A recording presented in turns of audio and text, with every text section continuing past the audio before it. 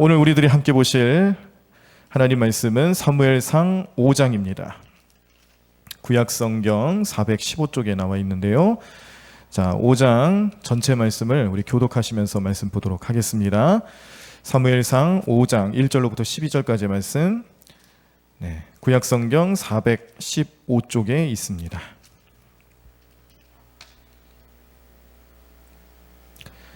다 찾으신 줄 알고 제가 먼저 1절 읽겠습니다. 블레셋 사람들이 하나님의 궤를 빼앗아 가지고 에베네셀에서부터 아스돗에 이르니라.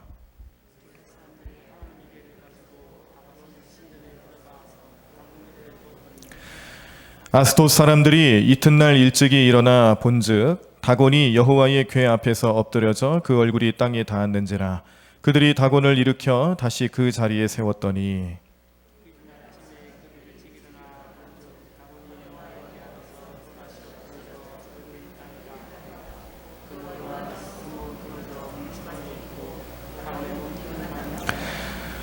그러므로 다곤의 제사장들이나 다곤의 신전에 들어가는 자는 오늘까지 아스돗에 있는 다곤의 문지방을 밟지 아니하더라.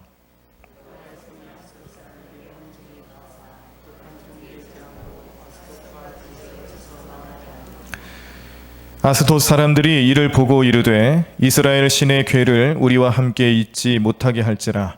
그의 손이 우리와 우리 신 다곤을 친다 하고.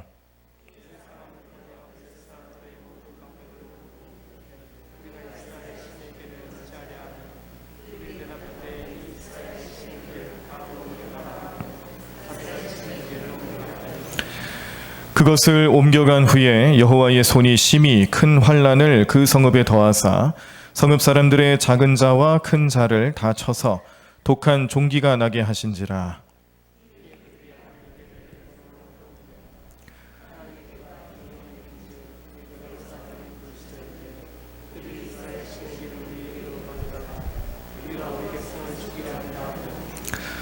이에 사람을 보내어 블레셋 모든 방백을 모으고 이르되 이스라엘 신의 궤를 보내어 그 있던 곳으로 돌아가게 하고 우리와 우리 백성이 죽임 당함을 면하게 하자 하니 이는 온 성읍이 사망의 환난을 당함이라. 거기서 하나님의 손이 엄중하심으로.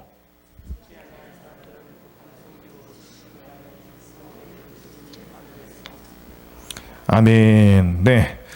자, 오늘 함께 보신 사무엘상 5장 말씀. 오늘도 그 말씀을 하나하나씩 살펴보시면서 우리에게 어떤 말씀을 주시는지 살펴보도록 하겠습니다. 5장의 전체 내용을 함께 지금 읽으셨던 것처럼 이 언약궤를 빼앗기는 그런 참담한 현실을 알려주고 있는데, 자, 이 내용을 다루기 전에 그 지난주에 보셨던 4장을 좀 다시 한번 보도록 하겠습니다. 4장의 내용에서는 블레셋과의 전투에서 이스라엘이 두 번이나 크게 패하는데 첫 번째 패배했을 때 4,000명이 죽었어요. 그때 이제 이스라엘 장로들이 이 참담한 현실을 놓고 뭐라고 얘기하냐면 우리가 어찌하여 패하였는고라고 패배의 원인을 찾습니다. 그 패배의 원인을 찾는데 결론으로 내린 것은 그래서 어떻게 이것을 대안을 어떻게 삼아야 될 것이냐라고 이 장로들이 얻은 내용은 뭐냐면 언약궤를 이 전쟁터로 가지고 가자, 이런 결론을 얻은 거예요. 그러니까 이제 어찌해서 우리가 패하였는고 했을 때 사실은 회개했어야죠. 회개. 그들의 하나님을 온전히 섬기지 못하고 또 사사시대에 늘 나오는 말씀, 자기의 옳은 대로 생각에 옳은 대로 행하였다. 하나님 중심이 되지 못한 이스라엘 백성들의 그 잘못된 신앙과 믿음에 대해서 회개하지는 못하고 이 하나님의 임재를 경험하는 이 언약궤를 전쟁터에 가져가면 우리가 승리를 거둘 수 있지 않겠느냐라는 그런 미신적인 마음을 가지고 언약궤를 가져가자라고 결정을 합니다. 그런데 어떻게 됐어요? 결국에는 또 두 번째 전투에서 3만 명이 죽게 되는 엄청난 패배를 또 경험하고, 또 그것으로 끝난 게 아니라 언약궤는 어떻게 됐습니까? 블레셋에게 빼앗기게 되죠. 자, 그럴 때 이 블레셋에게 언약궤를 빼앗겼다라는 소식을 듣는 순간에 엘리 제사장 집에서는 무슨 일이 있었냐면 제사장의 엘리 제사장의 며느리가 아이를 낳고 있었는데요. 그 아이를 낳으면서 그 소식을 들은 거예요. 그랬더니 그 며느리가 이런 얘기를 합니다. 이가봇이라고 얘기를 하면서, 이가봇은 무슨 뜻이냐면 하나님의 영광이 떠났다라는 뜻이에요. 그래서 그가 아이를 낳는 그 순간에 이가봇이라는 말을 하면서 지금 이 나라에 또 하나님의 영광이 떠난 것에 대해서 분명하게 밝히게 되죠. 자, 이 내용이 4장 21절, 22절이 나오는데 제가 읽어드리겠습니다. 이르기를 영광이 이스라엘에서 떠났다 하고 아이 이름을 이가봇이라 하였으니 하나님의 괴가 빼앗겼고 그의 시아버지와 남편이 죽었기 때문이며 또 이르기를 하나님의 괴를 빼앗겼으므로 영광이 이스라엘에서 떠났다 하였더라. 아멘. 네. 자, 이 며느리의 고백, 이가봇이라는 표현을 쓰면서 또 하나님의 영광이 떠났다라는 것을 강조하고 있는데 이 문장에 떠났다라는 표현이 2번 나옵니다. 그러니까 반복이 되고 있는 거예요. 여기서 떠났다라는 표현이 반복해서 나온다라는 것은 2가지 의미가 있습니다. 첫 번째 의미는 이제 언약궤가 이방 땅에 마치 전쟁에서 지면 그 포로들을 붙잡아 가잖아요. 전쟁 포로들을 붙잡아 가는 그런 모습처럼 이 언약궤를 블레셋 사람들이 전쟁 포로처럼 데려갔다는 거죠. 하나님의 임재를 상징하고 하나님의 영광을 드러내야 할 이 언약궤가 마치 전쟁에 져서 포로로 붙잡혀가는 그런 모습처럼 나타나는 것을 표현하고 있는 것이 이제 떠났다라는 표현이고, 또 하나는 우리가 이 떠났다라는 표현을 쓸 때는 그 보편적으로 어떤 또 느낌을 생각할 수가 있냐면 다시 돌아오겠구나라는 것을 생각하게 하는 겁니다. 떠나갔지만 떠났다라는 것은 영원히 떠나는 것을 기약하기보다는 다시 돌아올 것을 염두하게 하는 그런 표현이기도 하다라는 것이죠. 그래서 우리가 이제 나중에 6장까지 이제 말씀을 보시게 되면 이제 오늘 5장 보셨잖아요. 지난주에 4장, 5장, 6장 이 세 장에 걸쳐서 나타나는 내용은 언약궤를 빼앗겨서 떠나지만 그러나 다시 돌아온다는 거예요. 다시 돌아오게 되는 모습도 이제 다음 주에 이제 보실 건데, 이렇게 이 언약궤를 두고 이 4장과 5장, 6장에 걸쳐서 나타나는 모습을 통해 우리는 이스라엘 백성들에게 주시는 하나님의 음성을 또 깨닫게 됩니다. 첫 번째는 언약궤를 미신으로 숭배하려 했던 이스라엘 백성들의 어리석음을 또 그들의 신앙 형태를 고발하는 거예요. 그리고 2번째 의미는 하나님께서는요, 인간의 불신, 또 인간의 실패, 또 이런 상황 속에서도 영원히 우리 하나님이 되어주신다는 것을 보여주고 계시는 겁니다. 인간은 비록 실패하고 어리석고 때로는 하나님을 믿지 못하는 불신 속에 살아가지만 하나님은 변함없이 우리를 또 사랑하시고 우리를 구원해 주시고 또 만유의 주가 되시며 또 모든 천지의 하나님의 천지를 지으신 하나님이 되신다는 것을 알게 함으로써 이스라엘 백성들뿐만 아니라 다른 이방 민족들에게까지도 하나님은 어떤 분이신지에 대해서 일관적으로 드러내고 계신다라는 것을 보여주시는 내용이 4장과 5장, 6장에 걸쳐서 나타나게 됩니다. 그래서 4장에서는 언약궤가 블레셋 진영으로 빼앗기고 포로로 붙잡혀가는 그런 모습을 보여주셨지만, 그러나 대적들의 마음속에, 이 블레셋 사람들의 마음속에 우리가 이 이스라엘을 이겼고 이스라엘을 이겼다는 것은 하나님을 이긴 것이나 마찬가지라는 그런 교만한 마음을 이제 오늘 하나하나씩 다 깨뜨려 주시는데요. 오늘 이 말씀을 보면서 우리 마음속에 생각할 것은, 이렇게 우리도 실패를 경험하고 낙심하고 좌절하는 경우들 많이 있지만 그런 가운데서도 우리의 하나님께서는 우리에게 나타내실 영광, 우리에게 나타내실 은혜를 끊임없이 보여주고 계시는 하나님이시다라는 것을 깨닫게 되는 내용들입니다. 그래서 우리 성도님들 마음속에 내 뜻대로 되지 않는다 할지라도 또 내 마음 가운데 원치 않는 모습으로 우리의 삶의 방향이 흘러간다 할지라도 그 가운데 하나님이 어떻게 역사하시는지를 바라보셔야지, 이 이스라엘 백성들처럼 인간적인 생각에 사로잡혀서 나의 힘으로 어떻게 하거나 또 하나님을 뭐 이런저런 도구로 삼거나 그런 모습으로 살아가셔는 안 된다는 겁니다. 우리 언제든지 하나님께서 늘 끊임없이 나와 함께 하실 때는 변함없으신 하나님의 모습으로 나타나신다는 것을 기억하시고 그 하나님을 늘 붙잡고 살아가시는 여러분들의 삶이 되기를 간절히 축원합니다. 자, 그래서 오늘 이제 5장 말씀으로 이제 넘어오시면은 언약궤가 여러 장소로 이제 이동하고 있다는 것을 깨닫게 되는데, 자, 첫 번째 장소는 에벤에셀에 있었던 언약궤가 아스돗이라는 곳으로 이제 옮겨집니다. 에벤에셀 어디서 많이 들어보셨죠? 예, 이 옷가게 이름만 기억하시면 안 돼요. 에벤에셀이란 말은 사실 사무엘상, 우리가 이제 나중에 또 보실 건데 5장 말씀, 죄송합니다. 7장 말씀에 보면 12절에 이 에벤에셀이 원래 어떻게 해서 드러나게 되는지, 등장하게 되는지 그 원초적인 모습이 나오죠. 지금 4장에서 벌써 에벤에셀이라는 표현을 썼지만 원래는 이제 7장 말씀에 나오는 내용입니다. 네, 그때 그 의미가 뭐였습니까? 네, 하나님께서 여기까지 도우셨다. 예, 우리의 도움이 되시는 걸 하나님을 그때 예배하며 찬양하고 또 하나님이 여기까지 도우셨다라는 그 명칭을, 그 뜻을 그 장소의 이름으로 사용하게 된 것이 바로 에벤에셀의 뜻입니다. 그런데 이제 4장과 5장을 통해서도 이제 미리 나오게 되는데, 자, 우리 1절을 다시 한번 읽어보도록 하겠습니다. 5장 1절 말씀. 오늘 본문 말씀인 사무엘상 5장 1절 말씀. 네, 찾으셨죠? 네, 성경 덮지 마시고 이제 계속 보셔야 되니까 덮지 마세요. 자, 함께 읽겠습니다.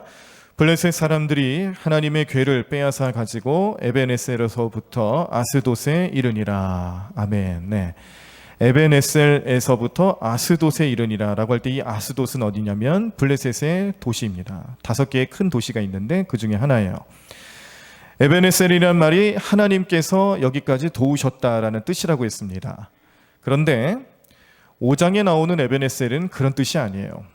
어떻게 해석할 수가 있냐면 지금 하나님께서 도우셔서 지금 이스라엘 백성들이 뭐 승리를 하거나 그런 거 아니잖아요. 오히려 패배를 경험했고 지금 언약궤를 빼앗긴 상황입니다. 그러니까 에벤에셀이란 말은 여기까지 이스라엘 백성들이 어느 곳에 있든지 그곳까지 도우셨다는 그런 뜻이 아니고요. 여기까지만 도우셨다는 의미가 강한 거예요. 이스라엘 백성들이 가지고 있는 그런 완악한 마음, 또 하나님의 언약궤를 미신적인 도구로 사용하려 했던 그 마음을 하나님께서는 완전히 무너뜨리셨죠. 1차 전쟁, 2차 전쟁 다 패하면서 심지어 언약궤까지도 빼앗기게 되는 상황에서 하나님이 여기까지 도우신 게 아니죠. 하나님이 여기까지만 도우신 거예요. 그리고 나서 그 이후에는 하나님께서 그 백성들을 또 어떻게 책망하시는지 우리는 이제 상상을 할 수가 있는 겁니다.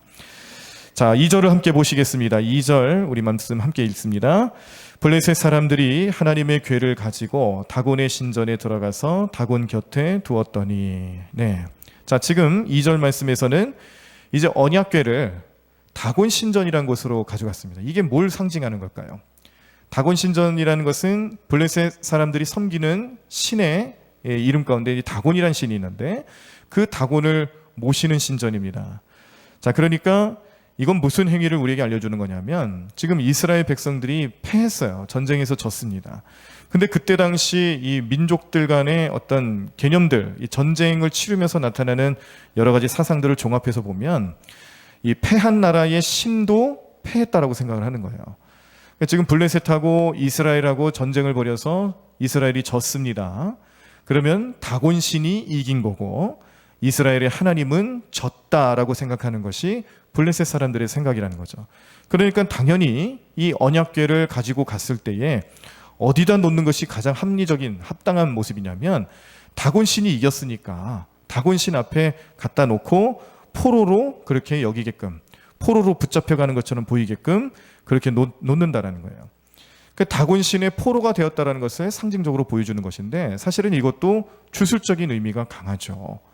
그러니까 이 블레셋 사람들조차도 이스라엘 사람들하고 다를 바가 없다는 겁니다. 이스라엘 사람들이 언약궤를 가지고 가면 이길 수 있을 것이다라는 그런 주술적인 미신을 의지했던 것처럼 이 블레셋 사람들도 자기가 포로로 삼는 그 적국의 신을 마치 포로로 붙잡아 와서 자기들이 섬기는 신 앞에 놓는 것은 어떤 그런 주술적인 의미들을 포함하고 있는 것인데 이 백성들의 마음들도 다 똑같다는 것이죠. 자, 그런데 놀라운 일이 벌어집니다. 자, 3절을 보시겠습니다. 3절 말씀 함께 읽겠습니다. 아스돗 사람들이 이튿날 일찍이 일어나 본즉 다곤이 여호와의 궤 앞에서 엎드려져 그 얼굴이 땅에 닿았는지라. 그들이 다곤을 일으켜 다시 그 자리에 세웠더니. 네. 자, 3절 말씀 보니까 이제 다곤 신전에다가 언약궤를 갖다 놨는데 하루가 지난 거예요. 그 다음날 아침에 일찍 사람들이 들어가 보니까 어떻게 돼 있다고요? 다곤 신상이 언약궤 앞에 엎드러져 있는 거예요. 그러니까 어떤 모습이냐면요. 자, 그림으로 좀 표현을 해보겠습니다. 우리가 저번에 보셨듯이 이제 언약궤가 이렇게 옮길 수 있는 기둥도 여기다 달아놓고, 또 여기 뭐가 있다 그랬죠? 네, 천사의 일종인 그룹이라는 게 있습니다. 그룹. 날개를 이렇게 펴고 있어요. 네, 이렇게 해서 이게 이제 이 언약궤인데요. 여기를 시은좌라고 얘기한다고 그랬습니다. 여기는 이 시은좌라고 표현하는 이유가 있었죠. 여기다가 제사장은 피를 뿌리는 거예요.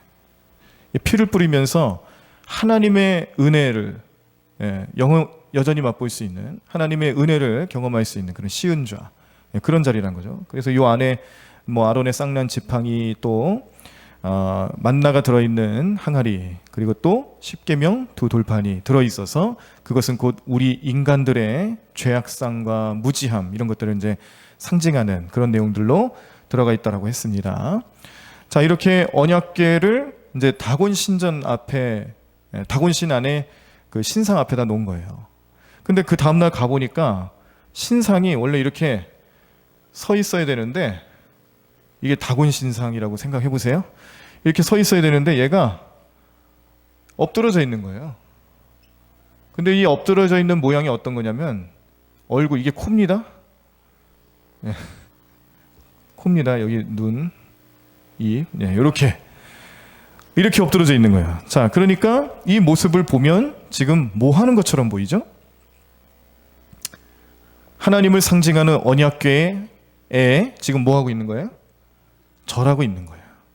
그러니까 블레셋 사람들이 생각할 때는 이제 이 언약궤를 그 다곤 신상 앞에다 놨다라는 것은 곧 무엇이냐면, 이제 이 하나님이라는 그 여호와라는 신이 다곤 신을 섬겨야 된다라고 그런 의미를 가지고 갖다 놓은 거예요. 그렇게 갖다 놓은 것이죠. 근데 그 다음날 돼서 보니까 정반대 모습으로 나와 있는 거예요. 하나님 앞에 지금 다곤 신이 엎드러져 있는, 경배하는 모습으로 보여지고 있다는 겁니다. 그게 깜짝 놀랐어요. 그래서 이게 어떻게 된 일인가 하면서 이제 다시 이 엎드러져 있는 신상을 사람들이 세워 놓죠. 근데 이것도 참 재밌지 않습니까? 신인데 신이 사람들의 힘에 의지해서 세워졌다. 그걸 신이라고 할 수 있나요? 네, 어렵죠. 그러니까 그 웃긴 모습이 펼쳐지고 있는 거예요. 네, 이상한 모습이 나타나고 있는 것이죠. 그러니까 블레셋 사람들이 섬긴다라는 그 신조차도 어찌 보면 별거 아니었다는 것을 스스로 증명하는 겁니다. 다곤 신이 엎드러지는 모습을 다시 사람들이 세웠다. 사람의 힘을 의지해서 부축받는 신이 어떻게 그들의 신이 될 수 있을까 생각을 해보면, 결국에는 하나님만이 참된 신이다라는 것을 또 보여줄 수 있는 말씀의 내용이다라고 할 수가 있겠습니다. 자, 4절을 보시겠습니다. 4절 말씀, 자, 함께 읽습니다. 그 이튿날 아침에 그들이 일찍이 일어나 본즉 다곤이 여호와의 궤 앞에서 또다시 엎드려져 얼굴이 땅에 닿았고 그 머리와 두 손목은 끊어져 문지방에 있고 다곤의 몸뚱이만 남았더라. 네, 이제 세워놨습니다. 그리고 이제 그 다음 날이 되었어요. 그런데 그 다음 날 돼서 또 아침에 들어가 보니까 이제는 그냥 이렇게 엎드러져 있는 상황이 아니고 어떤 상황이냐면요, 이제 목이 끊어져 있는 거예요. 목도 끊어져 있고, 또 이 손도 다 끊어져 있는 거죠. 그림을 제가 이상하게 그려가지고 좀 이해가 되실지 모르겠는데, 끊어져 있다라는 겁니다. 그래서 깜짝 놀랐습니다. 얼마나 깜짝 놀랐는지 이 블레셋 사람들이 이런 현상을 놓고 오늘 7절에 보시면 이렇게 표현을 해요. 아스돗 사람들이 이를 보고 이르되 이스라엘의 신의 궤를 우리와 함께 있지 못하게 할지라 그의 손이 우리와 우리 신 다곤을 친다 하고 라고 고백을 합니다. 이거는 블레셋 사람들이 하는 얘기예요. 블레셋 사람들이 스스로 하는 얘기에서 그의 손은 하나님의 손입니다. 하나님의 손이 자기의 신을 친다라고 목격하고 인정하고 있는 거죠. 자, 그런데 이 하나님의 손이라는 것은 그러므로 어떤 능력을 보여주시는 손이냐면, 성경 전반적으로 봤을 때에도 하나님의 손으로 등장할 때는요, 하나님의 능력을 펼치시는 통로, 그리고 하나님의 통치, 또 경영하심, 또 섭리를 나타내심을 표현할 때는 하나님의 손을 보통 이야기를 많이 합니다. 근데 그 손 가운데서도 그 의로운 오른손, 오른손이라고 표현되는 부분들도 있죠. 오른손이라고 표현되는 부분들은 더 하나님의 능력이 부각이 되는 것이죠. 구별되고 축복하고 또 창조하고 치유하는 그런 하나님만이 하실 수 있는 모습들을 나타내고자 하실 때에 손이라는 표현을 쓰는데, 특별히 오른손이라고 할 때는 그 능력에 대해서 더 부각시키는 말씀이다라고 할 수가 있겠습니다. 그러니까 지금 이 블레셋 사람들은 하나님께서 이 그 아스돗에 있는 다곤 신전 안에서 지금 무슨 일을 벌이고 있는지를 보는 거예요. 자, 그러므로 이 백성들 마음속에서는 두렵고 떨리는 마음이 생기겠죠. 자기네들이 전쟁에서 이기고 이스라엘을 이겼을 때는 승승장구했지만, 그러나 이제 하나님의 언약궤 앞에서 자기들의 신이 무너지는 모습을 보면서 하나님의 손, 그의 손이 이제 이 나라를 어떻게 해나갈지, 어떻게 저주할지를 하나하나씩 이제 경험하게 되는 겁니다.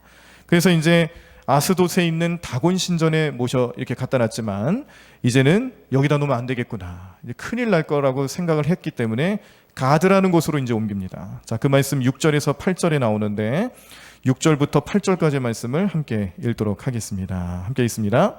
여호와의 손이 아스돗 사람에게 엄중히 더하사 독한 종기의 재앙으로 아스돗과 그 지역을 쳐서 망하게 하니, 아스돗 사람들이 이를 보고 이르되 이스라엘 신의 궤를 우리와 함께 있지 못하게 할지라 그의 손이 우리와 우리 신 다곤을 친다 하고, 이에 사람을 보내어 블레셋 사람들의 모든 방백을 모으고 이르되 우리가 이스라엘 신의 궤를 어찌하랴 하니, 그들이 대답하되 이스라엘 신의 궤를 가드로 옮겨 가라 하므로 이스라엘 신의 궤를 옮겨 갔더니. 아멘. 네.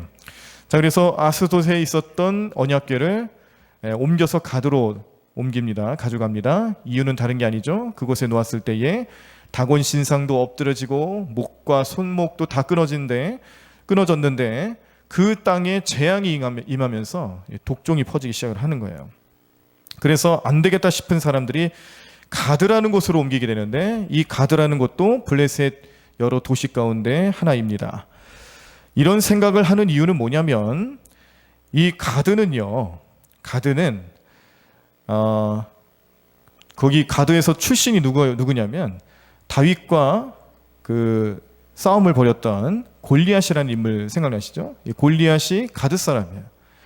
가드라고 하면은 블레셋의 다른 지역보다 장신이 이제 키가 큰, 아주 덩치가 좋은 사람들이 많이 배출된 그런 동네입니다. 그러다 보니까 어떤 이미지가 있냐면 블레셋의 어느 동네보다도 더 강한 신이 임한다라고 생각을 하는 것이 가드라는 동네예요. 그러니까 아스돗에서 가드로 옮겼다라는 것은 무슨 의미냐면, 어떤 의도가 있냐면, 이렇게 다곤 신상을 막 엎드러지게 하고 뭐 다 끊어지게 하고 이런 하나님의 그런 놀라운 능력을 이제 가드라는 곳으로 데려가면은 힘을 못 쓰게 될 것이다라는 그런 생각으로 가져간 거예요. 그런데 거기서도 무슨 일이 벌어집니까? 자, 9절 말씀 보겠습니다. 9절 말씀 함께 있습니다. 그것을 옮겨간 후에 여호와의 손이 심히 큰 환난을 그 성읍에 더하사 성읍 사람들의 작은 자와 큰 자를 다 쳐서 독한 종기가 나게 하신지라. 아멘. 네. 이제는 가드 사람들한테 이제 종기가 막 나기 시작하는 거예요. 그냥 종기가 아니라 독한 종기라고 했습니다. 막 견디기 힘든, 도저히 사람의 힘으로 견디기 힘들 만한 그런 재앙이 일어나고 있는데, 그래서 또 무슨 생각을 하냐면, 이제 안 되겠다, 에그론이라는 곳으로 또 옮기게 됩니다. 가드라는 곳에서 에그론으로 이제 옮기게 되는데, 자, 10절 말씀을 보겠습니다. 10절 말씀 함께 있습니다. 이에 그들이 하나님의 궤를 에그론으로 보내리라. 하나님의 궤가 에그론에 이른즉 에그론 사람이 부르짖어 이르되 그들이 이스라엘 신의 궤를 우리에게로 가져다가 우리와 우리 백성을 죽이려 한다 하고. 네, 그런 말씀을 오늘 우리에게도 주시고 계시는데, 여기 에그론이라는 곳에는 또 특별한 게 있어요. 아까 그 아스돗에서는 다곤 신이 있었잖아요. 다곤 신전이 있고 다곤 신상이 있었습니다. 그런데 에그론이라는 곳에는 바알세붑이라는 그런 신상이 있습니다. 바알세붑. 우리가 잘 아는 바알세불이라는 이름하고 똑같은 이름입니다. 바알세붑이라고 표현됐는데, 이 바알세불이라고 표현되는 이 신은 당시 많은 이방 민족들 가운데 최고의 신으로 여겼던 사람, 그런 신이었어요. 그러니까 이방 신들 가운데 제일 강한 신, 그렇게 여겨졌기 때문에 이 바알세불이란 신은 나중에 영적인 힘이 얼마나 대단했는지 이제 밀턴의 신라권이라는 내용에 보면은 이 바알세불을 사탄의 오른잡이라고 표현할 정도로 그렇게 대단한 능력을 가진 그런 신으로 표현을 합니다. 그러니까 바알세불은 이 블레셋 사람들이 봤을 때, 또 이방 사람들이 봤을 때에 그 기원으로 보나 능력으로 보나 어떤 것으로 보더라도 이렇게 언약궤를 이길 만한 능력이 있다고 생각을 한 거죠. 그러나 그렇게 되지 않았습니다. 11절과 12절을 보면 또 어떤 일이 벌어지게 되냐면, 자, 우리 함께 또 읽겠습니다. 11절과 12절 함께 읽습니다. 이에 사람을 보내어 블레셋의 모든 방백을 모으고 이르되 이스라엘 신의 궤를 보내어 그 있던 곳으로 돌아가게 하고 우리와 우리 백성이 죽임 당함을 면하게 하자 하리. 이는 온 성읍이 사망의 환난을 당함이라. 거기서 하나님의 손이 언중하심으로 죽지 아니한 사람들은 독한 종기로 치심을 당해 성읍의 부르짖음이 하늘에 사무쳤더라. 아멘.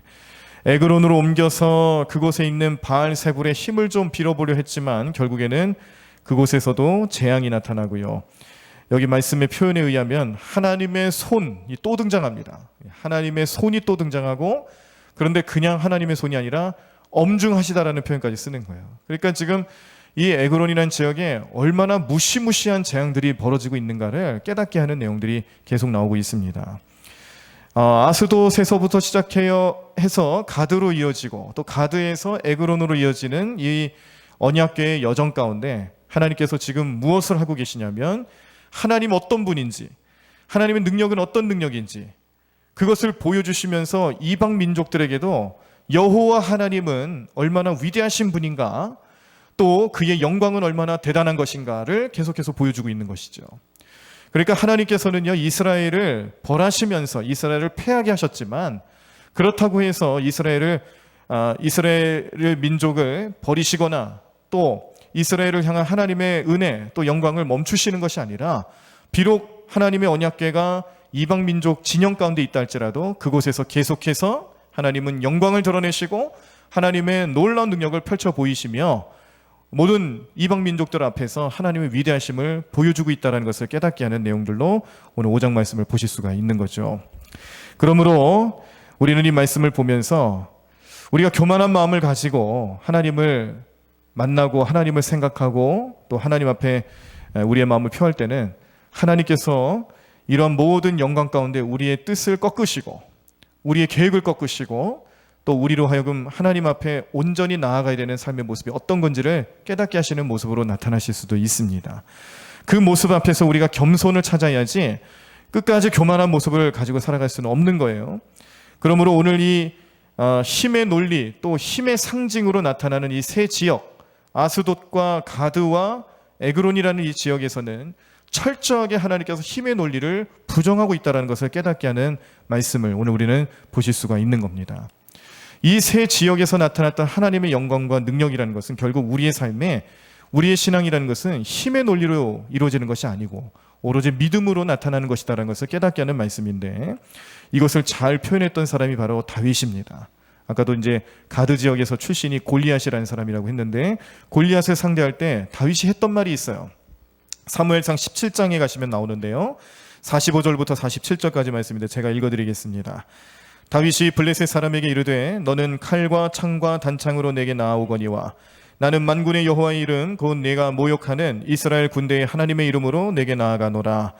오늘 여호와께서 너를 내 손에 넘기시리니 내가 너를 쳐서 내 목을 베고 블레셋 군대의 시체를 오늘 공중의 새와 땅의 들짐승에게 주어 온 땅으로 이스라엘의 하나님이 계신 줄 알게 하겠고, 또 여호와의 구원하심이 칼과 창에 있지 아니함을 이 무리에게 알게 하리라. 전쟁은 여호와께 속한 것인즉 그가 너희를 우리 손에 넘기시리라. 아멘. 다윗이 고백했던 내용 중에 우리가 생각할 수 있는 것은 믿음으로 돼야 되는 거죠. 하나님을 믿음으로 할 수 있다는 것이지, 우리가 가지고 있는 무기, 우리가 가지고 있는 그런 것들을 가지고 상대할 만한 것들이 아니다라는 것을 깨닫게 하는 겁니다. 오늘 다윗의 이 고백이 우리 모든 성도님들 삶의 고백이 되기를 간절히 축원합니다. 우리도 세상 살아가시면서 때로는 우리도 어느새 알지 못하는 가운데 힘의 논리 앞에 굴복하고 힘의 논리로 살아가려고 하는 우리의 모습들이 얼마나 많이 있었는지 깨달으셔야 합니다. 그러나 오늘 주님께서 우리에게 분명히 말씀하시는 것은 그렇지 않다라는 거예요. 힘의 논리로 하는 것이 아니라 하나님의 영광을 믿음으로 나아가는 것이다. 하나님의 능력을 믿음으로 하는 것이다라는 것을 우리 마음속에 생각하시고 오늘 우리의 삶에 하나님 믿음으로써 그 믿음의 놀라운 능력으로서 우리의 삶을 이끌어 가실 수 있는 저와 여러분들의 삶이 되기를 간절히 축원합니다. 자, 그리고 또 한 가지 깨닫게 하시는 말씀은 심는 대로 그대로 거두게 되는 원리를 또 기억나게 하시는 거예요. 자, 심는 대로 그대로 거뒀다라는 것은 또 어떤 의미일까? 자, 사실은 이 아스돗, 가드, 에그론이라는 지역은 아까 제가 이 블레셋의 5개의 큰 도시 중에 하나라고 그랬습니다. 그런데 이 도시들이 원래는 여호수아 시대 때 이미 진멸되었어야 되는 도시예요. 그 말씀을 좀 보실게요. 여호수아 13장 1절에서 3절인데요. 제가 읽어드리겠습니다. 여호수아가 나이가 많아 늙음에 여호와께서 그에게 이르시되 너는 나이가 많아 늙었고 얻을 땅이 매우 많이 남아있도다. 이 남은 땅은 이러하니 블레셋 사람의 모든 지역과 그술 족속의 모든 지역 곧 애굽 앞 시홀 시내에서부터 가나안 사람에게 속한 북쪽 에그론 경계까지와 블레셋 사람의 5 통치자들의 땅 곧 가사 족속과 아스돗 족속과 아스글론 족속과 가드 족속과 에그론 족속과 또 남쪽 아위 족속의 땅과 라고 말씀하셨습니다. 여기에 여호수아를 향해서 주시는 하나님 말씀 중에 남은 땅이라고 나오는 게 문제가 되는 거예요. 자, 왜 이게 문제냐면 원래 여호수아에게 주셨던 하나님의 명령, 하나님의 뜻은 여호수아 1장 3절에 이렇게 나와 있습니다. 내가 모세에게 말한 바와 같이 너희 발바닥으로 밟는 곳은 모두 내가 너희에게 주었노니라고 말씀하셨어요. 이건 무슨 말을 의미하냐면 이제 가나안 땅에 들어가는 이스라엘 백성들에게 이제 여호수아를 중심으로 해서 하나님은 그 땅을 정복하라고 명령을 하십니다. 정복하면서 진멸시키라고 명령하시는데 진멸시킨다는 것은 다 없애는 거예요. 뭐 재물까지, 짐승 다 포함해서 사람은 뭐 말할 것도 없고요. 모든 걸 다 없애는 겁니다. 그 이유는 다른 것 아닙니다. 간단합니다. 그 땅에 하나라도 남는 것도 있더라면 또 그 지역을 진멸하지 않으면 그 지역에 만연하고 있는 우상의 문제가 될 수 있는 거예요. 우상의 마음을 뺏기고 우상의 관심을 갖는 백성들이 결국에는 하나님을 믿고 하나님을 따르는 신앙까지도 다 버리게 될 것이고 이것을 방지하기 위해서는 다 진멸전을 펼쳐라고 명령을 하셨고요. 이것을 축복하시며 모세에게 또 그 땅을 밟는 대로 그러니까 여호수아에게 명령하는 거죠. 모세에게 말했던 것처럼 여호수아 너도 그 땅에 들어가면 너희가 밟는 모든 것을 내가 너에게 줄 테니 진멸전을 펼치라는 명령을 이미 주셨다는 거죠. 그런데 여호수아 13장 말씀에서 아까 제가 읽어드린 내용 가운데 남은 땅이 있다라는 거예요. 남은 땅. 하나님께서 그 남은 땅을 지금 지적하고 계시는 겁니다. 여호수아가 진멸전을 끝까지 수행하지 못하고 남은 땅들이 남아 있었다라는데 그 남은 땅이 바로 블레셋 지역의 5 도시였어요. 아까 이제 그 언약궤가 여기저기 유리방황하는 그런 모습으로 보여줄 수밖에 없었던 그 지역들, 아스돗과 가드와 에글론, 다 거기가 이미 여호수아 때에 없어져야 될, 다 정리가 되어야 되는 땅이었음에도 불구하고 그 명령을 수행하지 못한 결과가 지금 이렇게 나타나고 있다는 것을 보여주는 겁니다. 그러니까 심는 대로 거둔다라는 것의 무서움이라는 것이 또 이 성경 말씀에 이렇게 나타나는 것이죠. 그 말씀대로 심었다라면, 그러니까 진멸전을 펼쳐서 다 정리가 되었다라면 지금 이 사무엘 시대, 그러니까 이 엘리 제사장의 마지막 전쟁 속에서 빼앗긴 언약궤가 이렇게 유리방황한 일들이 나타날 수 있었을까? 그렇지 않았겠죠. 그런데 결국에는 그렇게 됐습니다. 그 원인은 어디 있느냐? 역사적인 현실 가운데 여호수아가 이 진멸전을 등한시 여겼던 그런 일들로 인하여서 결국에는 이 언약궤조차도 이 블레셋 진영에 들어가게 되고 또 이런 마치 포로로 붙잡혀가는 것과 같은 모습으로 비춰질 수밖에 없는 그런 어려움들이 나타나게 됐다는 것을 깨닫게 하시는 내용이에요. 하나님의 언약을 믿고 가서 밟기만 해도 주신다라고 했던 그 하나님 말씀에 순종하지 못했을 때, 자신의 생각으로 판단했을 때, 사사기의 마지막 부분처럼 사람들의 자기 생각대로 옳은 대로 행했다라는 그 말씀처럼 그러한 풍경이 결국에는 이 사무엘 시대로까지 와서 이 언약궤가 그렇게 어려움을 당하게 되는, 또 언약궤가 이방 민족에게 빼앗겨서 이 여호와의 영광, 하나님의 영광이 떠났다라는 표현까지 나타날 정도로 어려움을 당하게 되는 민족적인 수치, 이런 어려움의 현장들은 결국 심은대로 거두게 된다라는 말씀의 또 다른 모습이기도 합니다. 하나님 명령에 순종하기보다 자기의 생각에 옳은 대로 행하는 교만함과 또 그러한 결과로 나타나는 모습이 오늘 이 언약궤가 빼앗기는 현장에서 나타나고 있다는 것을 깨닫게 하실 때에, 오늘 그 말씀을 우리 마음속에 생각하시는 우리 모든 성도님들의 삶에서는 오늘 우리에게 주시는 이 하나님의 말씀, 또 그 뜻, 또 그 음성을 통해서 이러한 삶의 결단을 가지시기를 간절히 바랍니다. 어떠한 결단이냐면, 먼저는 우리는 입술로만 하나님이 주셨고 해주셨고 주님만 바라보겠습니다라고 말할 것이 아니라 정말로 믿음을 다하여서 주님만을 섬길 수 있는 우리의 삶이 되기를 간절히 축원합니다. 우리가 입술로만 하나님 하셨다라고 말하는 건 정말 쉬운 거죠. 내가 평안할 때, 아무런 문제 없을 때 할 수 있습니다. 또 그런 때는 주님 바라보는 것도 별로 어렵지가 않죠. 그런데 내 삶에 고난이 다가오고 어려움이 임하고 또 영적인 방황, 또 여러 가지 어려움 가운데 처해 있을 때에 우리는 과연 그때도 하나님이 해주셨다라는 고백이 나올 수 있을까? 하나님만 바라보겠다라는 삶의 결단이 나타날 수 있을까 생각할 때에 우리 마음속에 잠시라도 하나님을 마치 주술적인 모습으로 미신과 같은 존재로 생각을 했다라면 절대 그렇지 못하다는 것을 깨닫고 기억하셔야 합니다. 이스라엘 백성들이 보여주는 오늘 이 말씀 속에 나타나는 모습들은 오늘 우리들의 삶에서는 그런 과오를 범하지 말라고, 그런 실수에 빠지지 말라고 우리에게 주시는 하나님의 말씀인 줄로 믿으시기를 바랍니다. 그리고 또 우리는 이런 결단을 또 하셔야 되는데요. 이스라엘 백성들이 하나님의 임재를 상징하고 있는 이 언약궤를 괴짝 취급했을 때, 그저 자기들의 복이나 빌어줄 만한 미신적인 요소로 괴짝 취급했을 때에 하나님께서는 이스라엘을 어떻게 심판하셨는가, 하나님은 이스라엘 백성들의 삶을 어떻게 바꾸시기 위해서 그들의 삶을 어떤 식으로 인도하셨는가를 보셔야 된다는 겁니다. 오늘 우리들의 삶에도 우리는 우리의 믿음과 우리의 신앙, 이게 종교 생활로 좀 추락하는 그런 경우들이 많다라는 거예요. 우리가 신앙생활을 하는 게 아니라 종교 생활하는 것과 같이 교회를 다녀서는 안 된다는 거죠. 종교 생활은 뭐예요? 내가 교회 잘 나가면 하나님 날 복 주실 것이다.